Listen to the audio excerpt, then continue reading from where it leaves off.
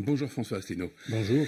Vous êtes le seul, et vous soulignez volontiers cette différence avec les autres candidats, à ne pas vouloir renégocier les traités européens, mais à vouloir sortir purement et simplement de l'Union européenne, de l'euro et de l'OTAN. Vous mettez donc, si vous êtes élu, en œuvre l'article 50, et la France entre alors, comme vient de le faire la Grande-Bretagne, dans une période de transition, une période de négociation. Pour la Grande-Bretagne se pose la question de ce que l'on a appelé le hard Brexit ou le soft Brexit. Que défendriez-vous pour la France? Un hard ou un soft Frexit? Oui, alors ça c'est pour les gens qui ne le sauraient pas. Ça veut dire est-ce qu'on reste ou non dans le marché commun. Et voilà, donc en fait le Royaume-Uni a tranché en disant on sort du marché commun, parce que qui dit marché commun dit avec toute une série de lois, de réglementations, d'adoption, de se plier aux décisions communautaires.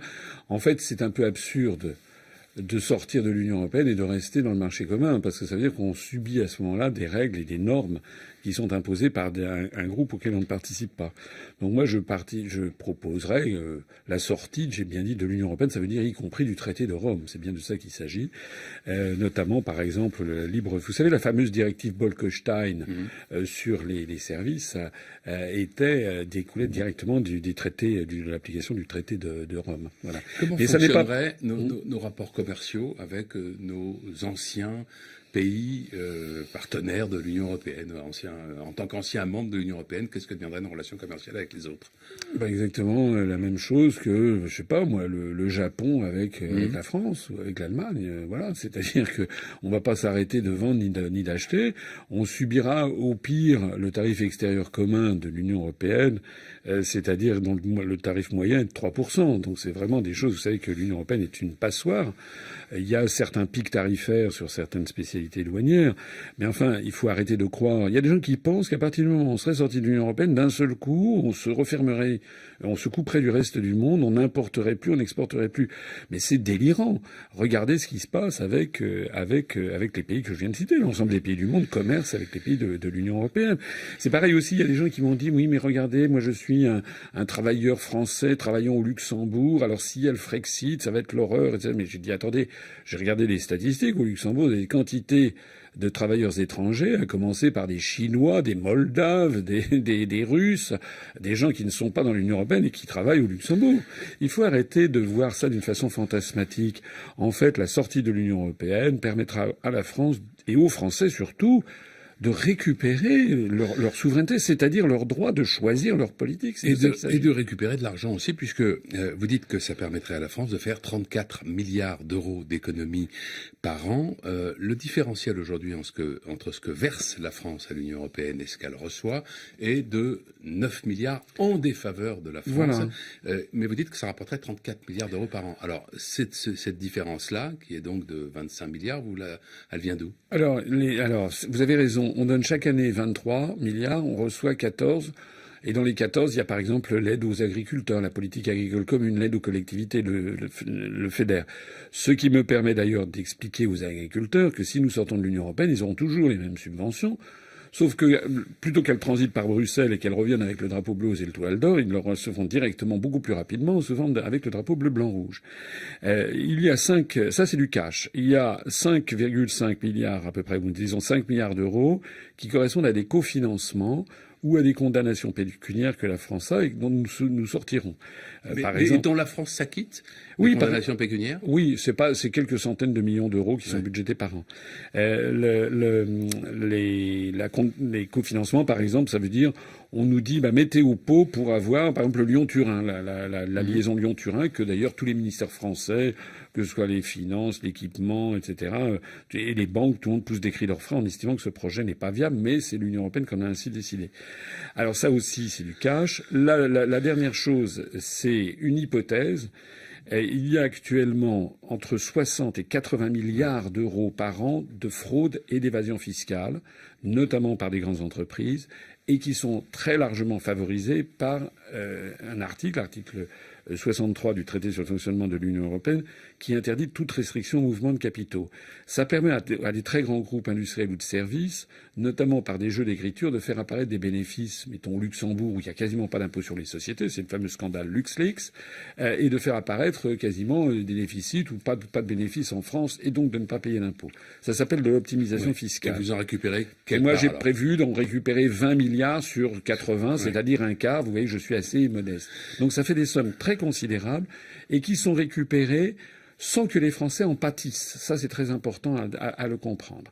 Et puisqu'on en a parlé d'argent et qu'on parle de la Turquie ces jours-ci, permettez-moi, par exemple, de souligner, parce que les Français ne le savent pas, la Turquie doit entrer dans l'Union européenne parce qu'en fait, c'est les États-Unis qui le veulent, qui le poussent. Enfin, c'est très théorique. Les négociations sont assez peu avancées. Oui, les négociations sont assez peu avancées, mais il y a quand même toute une série de chapitres qui ont été ouverts pour, ça s'appelle la procédure de, vous savez, d'entrée, donc de mise à niveau. Et dans le cadre de la procédure de mise à niveau de la Turquie pour qu'elle entre dans les traités européens, l'Union européenne a versé depuis 10 ans plus de 6 milliards d'euros à la Turquie de fonds de mise à niveau. Et comme la France paye à peu près 1/6 du budget européen, ça veut dire que les Français, sans qu'ils le sachent, depuis 10 ans, ils ont versé à peu près 1 milliard d'euros à la Turquie, c'est-à-dire 100 millions d'euros par an. Permettez-moi de dire qu'à partir du moment où maintenant M. Erdogan est en train de dire qu'il va faire un bras d'honneur à la Turquie, on peut estimer que c'est 1 milliard d'euros. À l'Europe, vous voulez dire? À l'Europe. Oui. À la Turquie, c'est une autre question. C'est une autre question. La politique intérieure. Comme il a dit qu'il allait faire c'est quand même 100 millions d'euros par an qui ont été jetés par la fenêtre. Et rappelez-vous ce qui se passe actuellement en Guyane. La Guyane, elle est à feu et à sang parce que le gouvernement une des raisons, c'est que le gouvernement a promis un plan de construction de collèges de 500 millions d'euros sur 10 ans, parce qu'il y a une très forte démographie en Guyane, et ils n'ont pas vu le début des premiers euros. C'est-à-dire qu'on n'a pas les moyens de mettre 50 millions d'euros par an dans un département français comme la Guyane, et on a donné, sans que les Français le sachent, 100 millions d'euros par an à la Turquie pour qu'elle entre dans l'Union européenne, alors que les Français n'ont même pas été consultés. Alors, vous proposez, on n'aura pas le temps d'évoquer tout, mais vous proposez 3 grands débats nationaux organisés, dites-vous, de façon loyale et qui seront suivis chacun par un référendum. Il y en aura un notamment sur la dette, un sur la politique énergétique et un sur l'immigration. Sur l'immigration, quelle est la nature du débat et quelle est la question que vous posez lors du référendum? Alors, dans ces référendums, je voudrais, moi, mon action politique, depuis que j'ai créé ce mouvement, c'est je m'adresse à l'intelligence des Français. Je m'adresse pas au cerveau reptilien. Je m'adresse à leur intelligence. Et je considère que sur l'immigration, c'est un sujet très difficile parce qu'il touche des êtres humains, que personne ne quitte son pays par plaisir. Et donc, il faut que les Français, il y ait un grand débat national qui puisse durer plusieurs mois et qui se solde par des questions diverses. Par exemple, demander aux Français est-ce que oui ou non ils veulent que la France reste dans Schengen. Vous savez que Schengen et l'Union européenne sont deux choses disjointes. Par exemple, la Suisse, l'Islande et la Norvège sont dans Schengen, mais ne sont pas dans l'Union européenne, alors que le Royaume-Uni et l'Irlande sont dans l'Union européenne et ne sont pas dans Schengen. Donc on demandera ça. On demandera ce que les Français veulent le maintien du droit sur Schengen, votre religion à vous n'est pas faite. Oui, plus exactement, je considère que c'est aux Français de décider. Parce que je pense qu'il y a du pour et du contre. Et ça fait partie des décisions. Vous voyez d'ailleurs au passage, certains me disent parfois, me comparent à M. Mélenchon ou plus souvent à Mme Le Pen en disant ils veulent sortir de l'Union européenne. Non. M. Mélenchon et Mme Le Pen ne veulent pas sortir de l'Union européenne. Vous voyez d'ailleurs, on l'a vu hier soir, Mme Le Pen, comme à chaque fois, c'est à droite toute, à l'extrême droite toute, elle a tapé sur les immigrés toute la soirée d'hier à sa réunion publique. Et si vous regardez sa profession de foi, comme celle de M. Mélenchon, il n'est pas du tout question de sortir de l'Union européenne. Eh bien, moi, c'est pas la même chose. Moi, je veux rendre aux Français leur indépendance, leur souveraineté, c'est-à-dire leur démocratie. C'est pour qu'ils puissent, par exemple, augmenter le SMIC, comme je le propose, à 1 300 € par mois. C'est parce que sinon, on ne peut pas. La Commission européenne nous l'interdit. Je veux également protéger les droits sociaux des Français. Je veux empêcher l'ubérisation généralisée de la société française.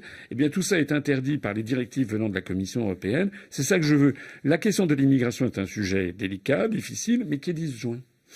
D'un mot, en quelques secondes, quel est votre objectif dans cette campagne? C'est d'avoir un score suffisamment important pour peser au deuxième tour, que votre voix compte? Écoutez, moi je suis comme tous les candidats, je pense, c'est-à-dire je veux faire un score très important et à la différence de certains, je pense que je vais faire un score qui va vraiment surprendre parce que il ne faut pas croire aux sondages et aux pseudo-votes utiles, il faut vraiment se mobiliser sur ses convictions. Vous allez voir, je pense que je vais faire la surprise au premier tour. Merci François Asselineau, bonne journée. Merci.